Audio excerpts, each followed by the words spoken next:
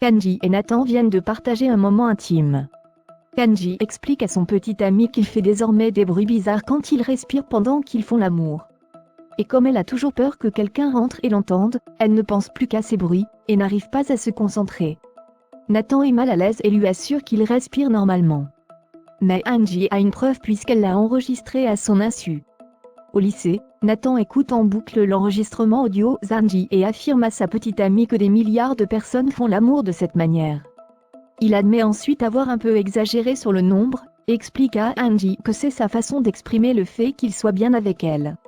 Nathan aborde plus tard Étienne dans les couloirs du lycée pour l'informer qu'il a fini son podcast sur le thème de l'avenir. Étienne est ravi que Nathan ait pris son travail au sérieux. Le CPE se montre ensuite confiant sur son orientation post-bac. Nathan remercie Étienne, car ce podcast l'a aidé à réfléchir sur lui-même. Étienne lui demande de lui envoyer son podcast. Il veut l'écouter avant sa mise en ligne sur le serveur du lycée.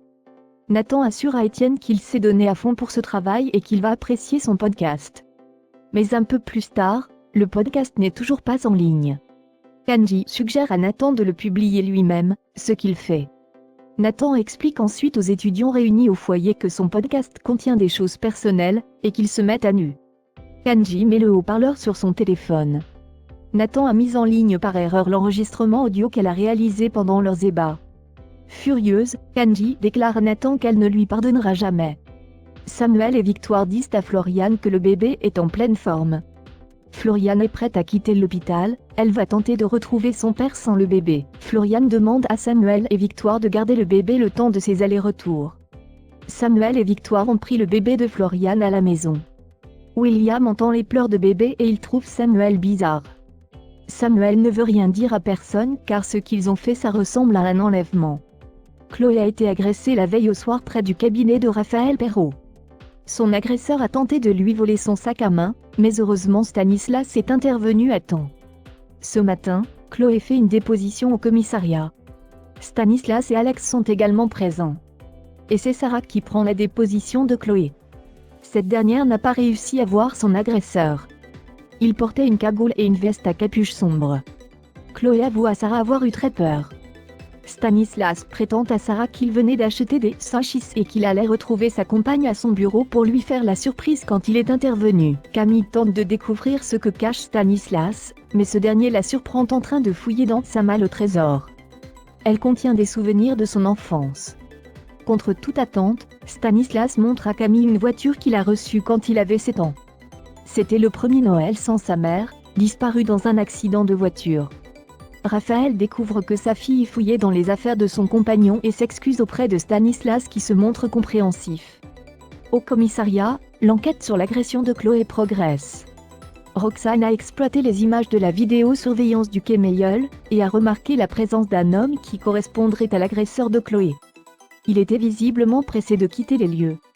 Grâce à la plaque d'immatriculation de son scooter, Roxane est remontée à lui. Il s'agit d'un certain Malo Ferré, connu des services de police. Il a été condamné pour des faits de violence et il est sorti de prison en avril 2021. Avant d'aller voir Malo, Sarah veut d'abord interroger Stanislas Beaumont. Elle trouve étrange qu'il soit arrivé au moment providentiel pour jouer les sauveurs. Roxane lui demande de faire attention. Camille retrouve Chloé et son grand-père au Spoon. Sébastien ne serait pas étonné que Stanislas ait organisé l'agression de Chloé pour se donner le beau rôle, ce qui impliquerait qu'il ait payé un complice pour agresser la femme d'Alex. Sur une simple suspicion, le procureur ne peut pas prévenir la police. Mais Sébastien a remarqué que Sarah se méfiait également de Stanislas, et il a même l'impression que la jeune femme en fait une affaire personnelle. Chloé explique à Sébastien que le père de Sarah battait sa mère quand elle était petite. Sébastien comprend mieux pourquoi Sarah semble si impliquée, et il appelle la policière pour lui faire part de ses soupçons. Sarah convoque Stanislas et lui pose des questions sur le trajet qu'il a emprunté du traiteur japonais au bureau de Raphaël, car quelques incohérences la chiffonnent, mais Martin interrompt l'interrogatoire. Il s'excuse auprès de Stanislas pour cette convocation. Il lui explique qu'il s'agit d'un malentendu et le félicite pour son civisme. Martin est furieux et recadre ensuite fermement Sarah. Il lui demande de se concentrer uniquement sur l'agresseur de Chloé. Sarah et Nordine attendent que Malo sorte de son immeuble pour l'interroger sur son emploi du temps de la veille au soir. Malo prétend aux deux policiers qu'il s'occupait d'un jardin d'une cliente. Sarah lui demande ses coordonnées. Malo se montre un brin nerveux et explique aux deux policiers que Madame Dupuis ne lui donnera plus de petits boulots s'il la contacte. Puis, il prétend ne pas connaître Stanislas. Roxane a épluché les fadettes de Stanislas et Malo sur 2 semaines. Les deux hommes ne se sont jamais contactés. Sarah est certaine qu'ils ont utilisé des téléphones prépayés. La policière est convaincue que Stanislas a tout anticipé. Roxane essaie de faire prendre conscience à Sarah qu'elle ne peut pas continuer à s'acharner sur Stanislas, car jusqu'à preuve du contraire, il n'a rien fait de mal. Sarah assure à Roxane que Stanislas est un homme dangereux, et déplore que personne au commissariat ne le voit tel qu'il est. Sébastien avait vu juste. Stanislas retrouve à l'abri des regards Malo, et lui donne une enveloppe remplie de billets. Puis, il lui demande de disparaître. Même Malo veut une rallonge contre son silence. Stanislas ne l'entend pas ainsi et lui assène plusieurs coups de poing au ventre. Stanislas met ensuite en garde Malo. C'était un avertissement.